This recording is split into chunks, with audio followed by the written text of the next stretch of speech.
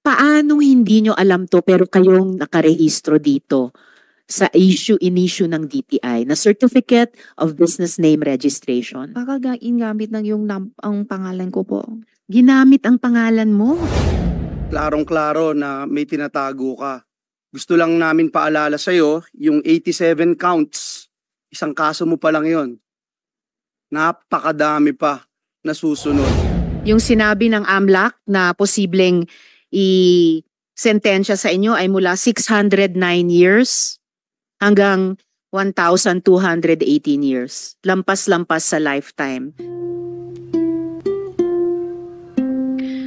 So attorney, last Friday, kayo po, the Anti-Money Laundering Council, the NBI and the PAOK, jointly filed several counts of money laundering.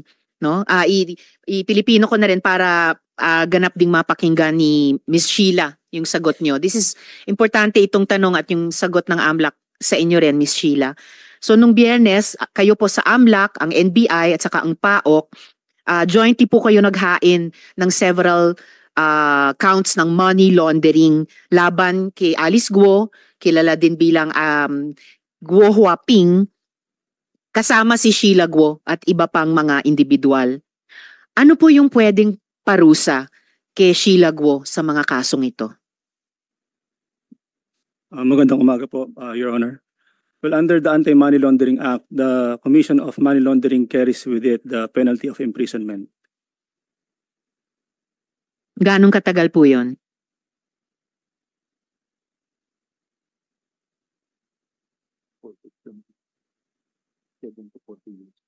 For Section 4A, B, and C, up from 7 years to 14 years, Your Honor. From 7 to 14 years per count. That's correct. Ilang counts ang finailaban kina Miss Sheila at yung iba pa?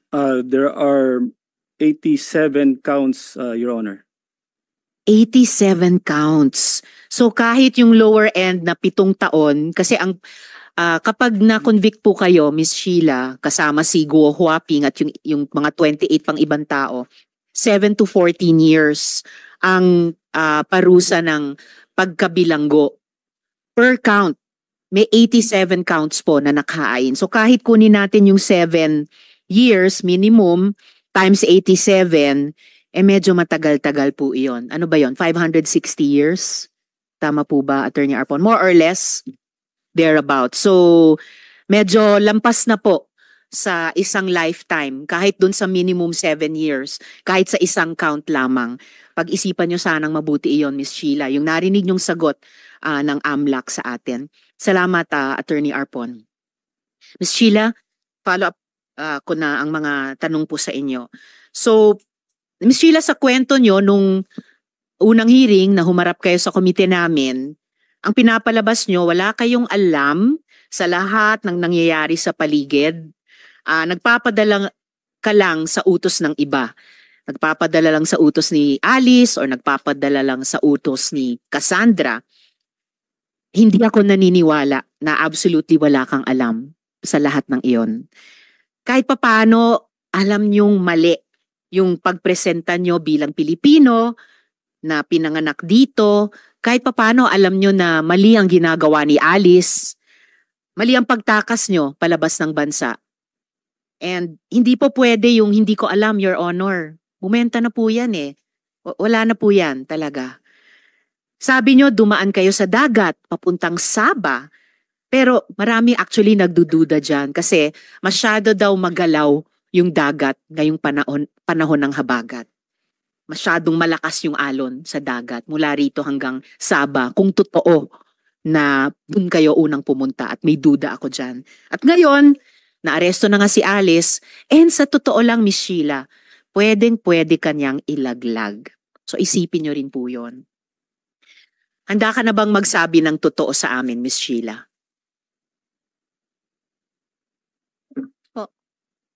Opo. Handa kang magsabi ng totoo. Okay, dahil oo ang sagot mo, sagutin nyo ang aming mga tanong na panay totoo lang. Walang pagsisinungaling. So sa totoo lang, ang dami ng butas ng original na kwento mo sa amin. Dumating sa farm sa Bamban, tapos Pagkatapos ng dinner, nagbiyahe sa van ng may 4 na oras hanggang hating gabi. Tapos sumakay ng small white boat ng 5 oras. Tapos lumipat ng big boat at nagbiyahe ng 4 hanggang 5 o 3 hanggang 5 araw. Tapos napadpad sa Siembenna. Sa English ay Semporna.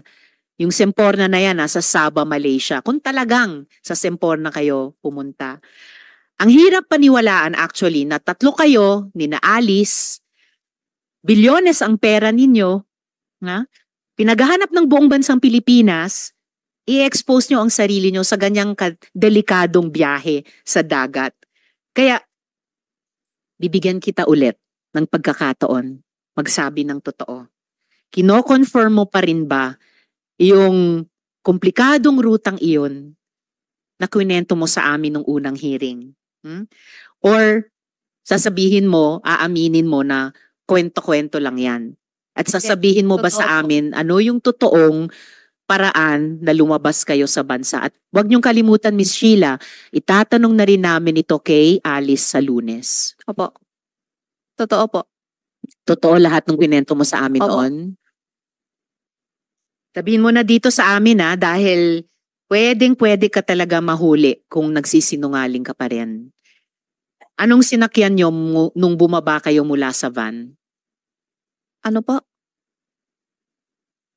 Galing sa Bamban, sumakay kayo ng van ng ilang oras hanggang hating gabi pagkatapos ng hapunan. Pagbaba nyo sa van, saan kayo sumakay? Sa isang pier. Sa isang? Isang pier ata. Matidim kasi gabi na po. Sa isang pier. Saang pier kayo sumakay?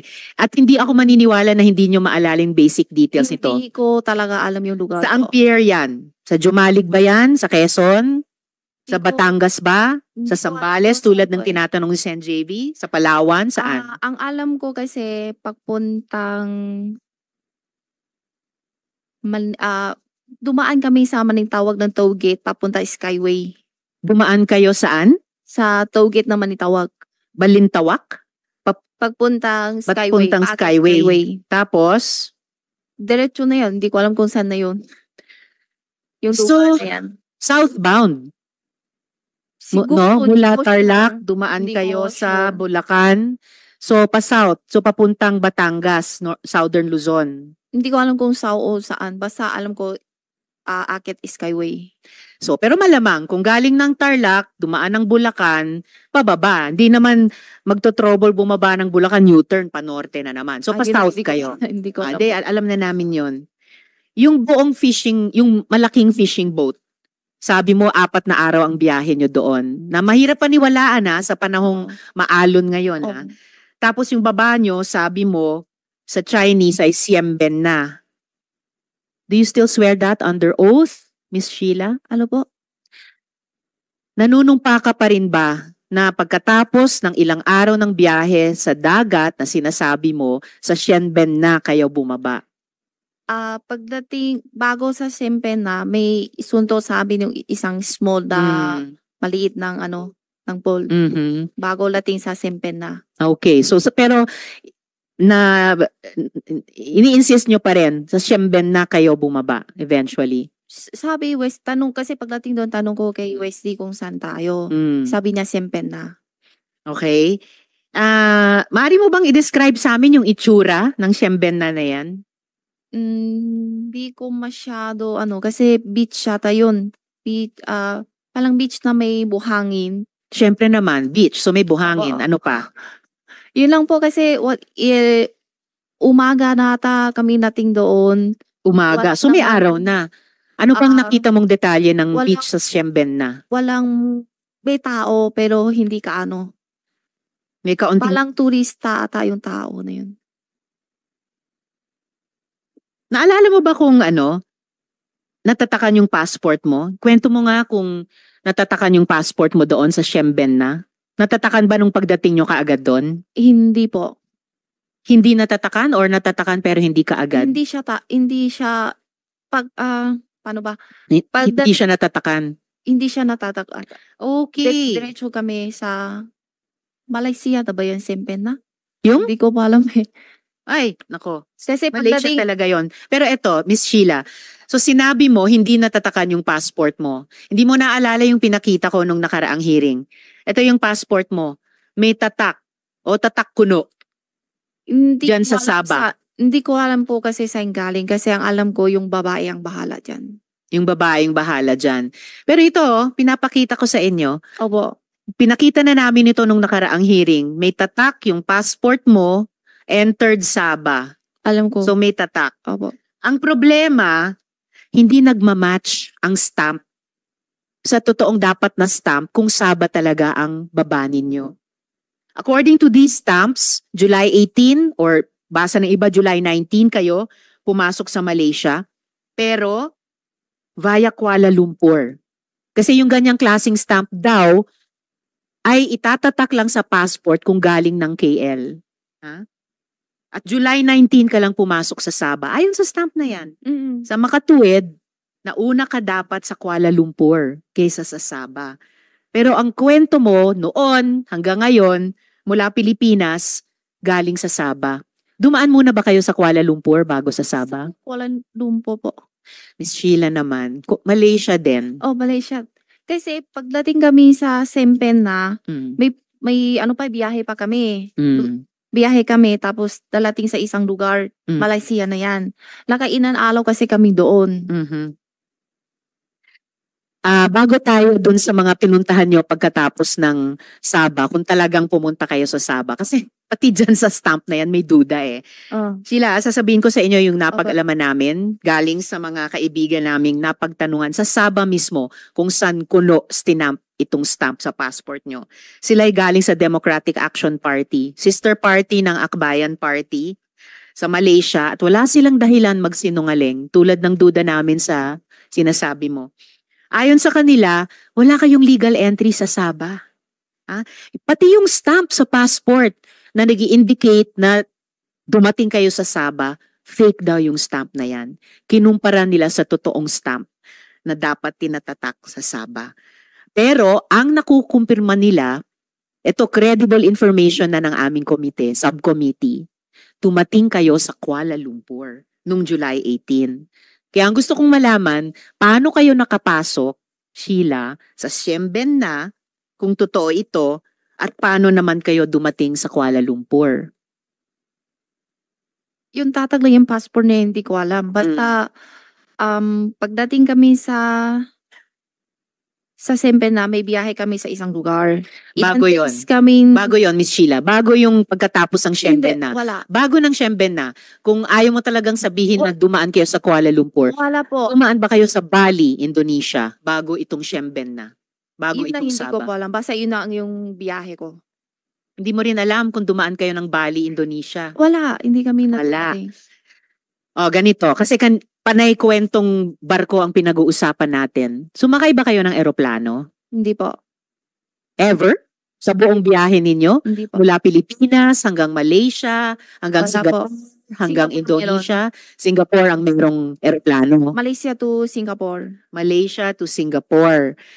Buti na lang inamin mo na nag-eroplano kayo mula Malaysia, Singapore. Dahil imposible talagang hindi kayo sumakay ng eroplano. Opo. Kasi ang stamp ng passport mo, entry stamp to Kuala Lumpur via Kuala Lumpur International Airport. Naalala mo bang dumaan kayo sa isang Malaysian airport bago Meron. sa Sabah? Meron. Malaysian airport. Bago sa... Bago Siemben na. Wala po eh. Wala rin. Oo. Pero itong verified information namin mula sa isang official na grupo sa Malaysia na yung tatak na entry stamp sa Kuala Lumpur galing sa Denpasar, Bali. Naalala mo, dumaan kayo sa airport sa Bali papuntang Kuala Lumpur International Airport? Wala po. Hindi rin. Ako, Miss Sheila, yung sa situational awareness nyo, dapat talasan ninyo para makapagsabi kayo ng kompleto at totoo sa amin. Okay, kasi po, ano? Simpe na to basta isang Malaysia, hindi ko alam kung yung Sabah na sabi nyo o ano. Yung Siempen na mismo ay Sabah. Sabah? Pagdating yan sa Sabah na yan, may sakay kami aeroplano pupunta sa Malaysia, yung Kalumpo na sabi nyo. Yun ba yun? Kuala Lumpur. Yung palang Metro Manila sa Pilipinas. Baliktad. Ang Tapos, alam nung makatapos- credible sources namin, nag-Kuala Lumpur muna kayo bago itong Siempen na Osaba. Hindi po. Okay. So from Kuala Lumpur, paano kayo pumuntang Singapore? Plano po. Aeroplano yon. So nag-airplane kayo ulit. In total, sa biyahe nyo mula Pilipinas hanggang nung nahuli kayo ni Cassandra Leong sa Indonesia, ilang beses kayo sumakay ng aeroplano? Sabado. Dalawa? Dalawa. Sabah hanggang Singapore Hindi. or Malaysia Sabah- hanggang Singapore. Sabah, Malaysia at Singapore 2 beses po. So Sabah papunta sa ibang lugar sa Malaysia, tapos Tapos Singapore, tapos Malaysia to Singapore. 2 beses po. 2 beses nag-aeroplano. Kasama nyo pa ba si Alice papuntang Singapore mula sa Kuala Lumpur? Opo. Kasama nyo pa. So, eto pa isang gumugulo sa isip ko, Miss Sheila, ha? Ayon sa mga contacts namin sa Malaysia, kayo at si Wesley ay umalis sa Kuala Lumpur noong July 21, 2024. Bali malinaw na July 18 to July 21, nandun kayo sa Malaysia. Legally, gamit itong Philippine passport nyo. Pero si Alice ay dumating sa Kuala Lumpur, or at least dumating yung passport ni Alice sa Kuala Lumpur, pero wala siyang exit record. Di tulad nyo, alam namin kung paano umalis ng Malaysia papuntang Singapore. So, alam din namin na si Alice ginamit ang Philippine passport niya sa Batam, Indonesia, kung saan kayo nahuli ni Cassandra. Alam din namin na hindi nire-renew ni Alice o ni Go Huaping yung kanyang Chinese passport. So ang tanong din namin, na hindi ko itatanong sa iyo, pero o baka itanong ko rin sa iyo, paanong wala siyang record sa Malaysia? Alam mo ba? Hindi po. Kasi sama naman kami. Next question. Sabi nyo, pabalik kayo sana sa Singapore from Batam. Kaya lang nahuli na kayo sa Batam. Opo. So bago Batam, Indonesia, nasa Singapore na kayo. Nasa Singapore na kayo, ba't pa kayo nag-Indonesia? Kasi sabi ni Wesley, Mm. gusto daw siya pasyal sa iba lugar. Mhm. Hindi Yun, pa ba kaya- sapat yung pasyal sa napunta na siya Singapore? sa Indonesia. Mhm. Oh, sabi ni Sen Joel last time, ang gustong Other- pagpasyalan ni Wesley ay sa Yeah, Singapore. yung sinabi mo last Okay, Sa- one related sa- question from Sen Joel. I just wanted to put on record, Madam Chair, I don't even need to ask questions because I will wait for my turn. It's just that last hearing, Madam Chair, Miss Sheila Go made mention about it. I distinctly remember it. I'm sure the committee secretariat would bail me out. Ang sabi mo, Sheila, ang sabi ni Wesley, bored siya doon sa pinanggalingan niyo, kaya kayo nagpuntang Singapore. Yun ang sinabi mo last Ms. Sheila, wag Next niyong na po. interruptin ang senador, no? And Sorry wait po, to be sorry po. acknowledged. Pwede mong sabihin ngayon na maaari kang nagkamali. Pero ang narinig namin lahat, kaya ka pupunta ng Singapore dahil bored si Ay, Wesley. sorry po, baka mali lang ako ninig talaga kasi So ano yung sa totoo? Indonesia kasi ang naalam ko yung tanong So niyo po. Sheila, again, na-bored sa Singapore, pumunta ng Indonesia. Kahit medyo naguguluhan kami doon. Hindi kasi Sa nakailan Singapore ka na eh. so po, Tapos gusto mong mapunta sa Indonesia. kasi nakailan days na po kami sa Singapore. Okay, kaya na-bored. Oh, hindi. Meron din po. Kasi So, hindi ka nakailan araw kami na-bored sa sa story Singapore mo, kasi ano? Sheila? hindi pwede kasi lampas sa isang buwan sa Singapore. Miss Sheila, nagugulat ako. Well, buti na rin, tulad ng naming mga Sorry po. Pilipino, bilang isang Asian din, nakakayanin nyo pang tumawa. Kahit sa prospect na 500 years na pagkabilanggo kung ma-convict kayo sa kahit isang count lamang ng money laundering, kahit sa low end na 7 years. Sana seryosohin nyo po itong hearing na opo. ito dahil Opo.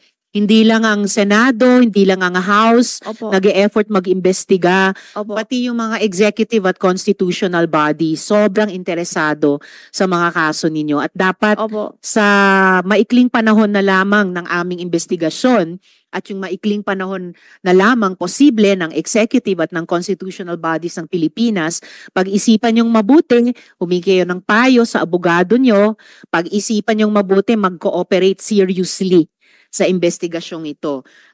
Kung gusto nyong medyo mabawasan yung pasakit, no, na maaring saluhin ninyo dahil sa consequences ng inyong mga iniimbestiga naming ginawa ninyo. Miss Sheila, nung tumakas kayo sa Pilipinas kasama ni na Alice, hindi nyo ba alam na may arrest order na para kay Alice Go? Hindi nyo ba alam na may subpoena ang Senado sa inyo? Yung mic nyo? Hindi po. Hindi nyo alam. Kailan ang huling beses na nag-usap kayo ni Alice? Ano po? Kailan kayo huling nag-usap ni Alice? Kailan? Sa Pilipinas po? Kahit saan. Kailan kayo kailan at saan kayo huling nag-usap ni Alice? Yun sa Indonesia po. 19 o 20 yung hiwalay po kami. 19 or 20 July. Si Wesley, kailan kayo huling at saan huling nag-usap ni Wesley? Parehas din po. Pareho. Sabi nyo sa amin noon, nakatira kayo sa Bulacan. Apo. Kailan kayo dumating dun sa Bamban? July first week, yung last. First week, July. Nung sinabi ni Alice na aalis kayo, di ba kayo nagtanong saan kayo pupunta at sinong kasama nyo? Hindi po. Sabi na 3 daw lang po kami. Sinong 3? Ako, Wesley, tsaka si Alice po. Okay. Hindi mo ba naisip na may connection yung pag-alis ninyo dun sa paghanap sa inyo ng mga otoridad? Sabi nyo nga sa amin nung unang hearing, ikaw ay maraming travels, ikaw ang laging travel companion ni Alice kapag nalulungkot siya or basta gusto niyang bumiyahe. Siguro alam nyo naman na hindi karaniwang proseso yung dinadaanan nyo paglipat-lipat sa iba't ibang bansa. Hindi yon basta labas-masok lang, no? Alam nyo mali o iba sa ginagawa ninyo. Hindi po. Hindi ka ba nagtataka na parang basta labas-masok na lang kayo sa iba't ibang mga bansa? Una, ganun kadali lang kayo nakaalis sa Pilipinas kahit pinaghahanap kayo ng otoridad. Tapos, papasok kayo sa ibang bansa, lalabas sa ibang bansa, ang dali-dali lang. Hindi ka ba nagtaka? I'm sure, yung mga dating biyahe nyo, dumaan kayo sa tamang proseso. O kahit ba sa mga dating biyahe, labas-masok lang sa parang ordinaryong pinto ng bahay. Hindi po, kasi tama, labas po. Di mo ba naisip na parang ang weird, walang kahirap-hirap, ang dali-dali lang umalis sa Pilipinas kahit pinaghahanap kayo ng mga otoridad? Hindi ko po alam, inahalap po eh. Okay, ngayon, humihingi kami ng dagdag na impormasyon sa iyo, Sheila. Po. Sino-sino ang mga tumulong sa inyo makarating mula dito sa Pilipinas hanggang sa Batam, Indonesia? Sa totoo lang At po. meron ba kayong naalalang police escort? Or kung hindi police, mukhang escort or nakabihis police? Kung hindi man nakabihis police, mukhang bodyguard o escort? O di kaya mukhang militar? Sa totoo lang po, hindi ko po alam.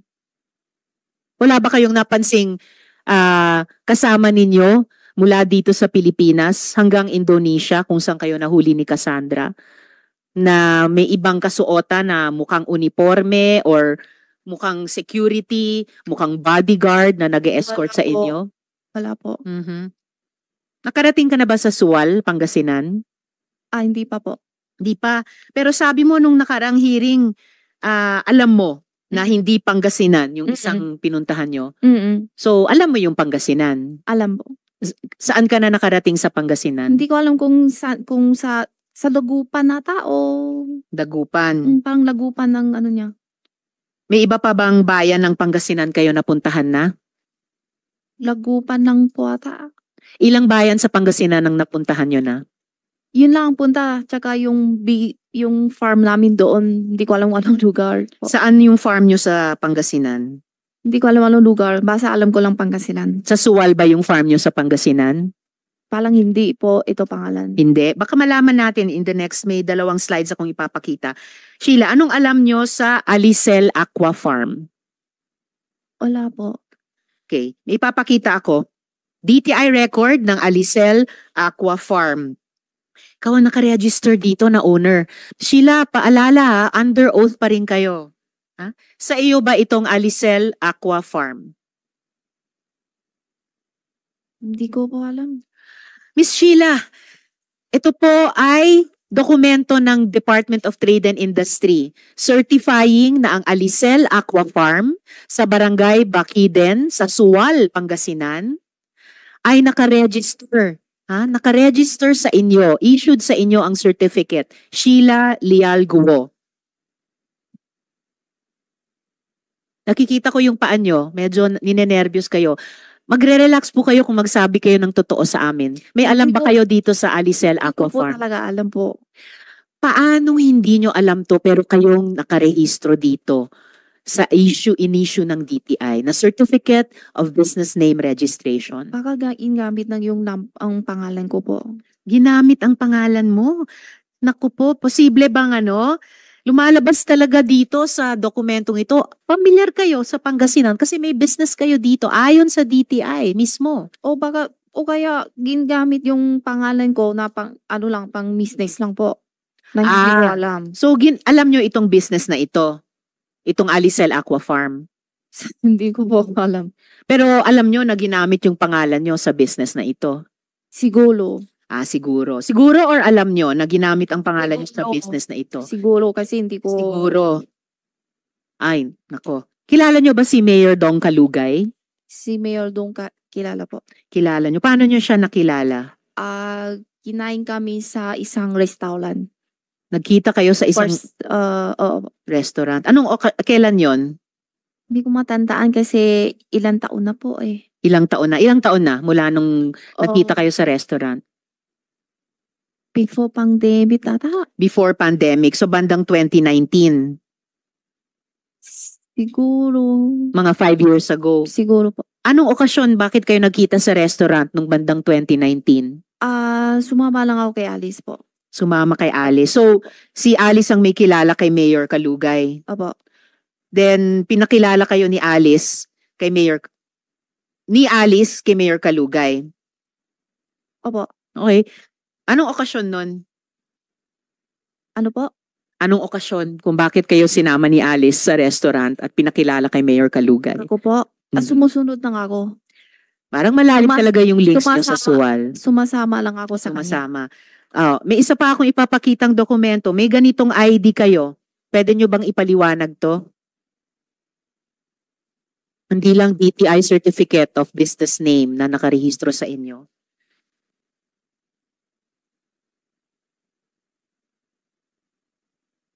Sure. Okay, naghang lang pero may ipapakita akong ID ninyo sa Suwal. ID issued to Sheila Lialgo. Habang iniintay natin yon, sa pagkakaalam mo ba, dahil ayan, ito yung ID nyo, Municipality of Suwal, Account Insurance Membership, Sheila Lialgo. Pwede nyo bang i-explain yung ID nyo yan?